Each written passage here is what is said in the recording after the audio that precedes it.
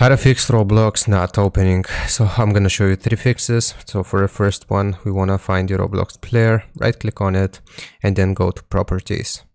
So from here, we wanna go to the compatibility tab, check this option, run this program in compatibility mode 4.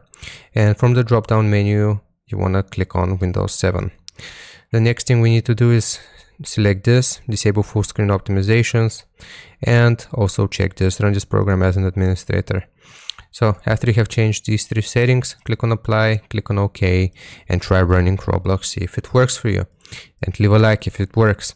So the second fix, if it still doesn't work for you, we want to open up our computer search engine, search for run, and this is what we type: local app data. So percentage local app data and another percentage sign. So click on OK, it will open up a folder for us. And right here we have to click on any folder and type R, so we're able to locate the Roblox folder easier.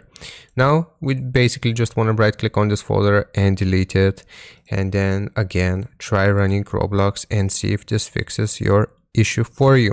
And if it still doesn't fix it for you, then the last thing we can try doing is opening up our computer search engine once more, search for add or remove programs, open up this. From this list, we want to search for Roblox, find the Roblox player, click on it, and simply uninstall the Roblox player. And then you have to open up any game from the Roblox website, and it will ask us to reinstall Roblox. And then hopefully this is the last fix that will work for you. So I hope this helps. Leave a like and sub. I'll see you next time.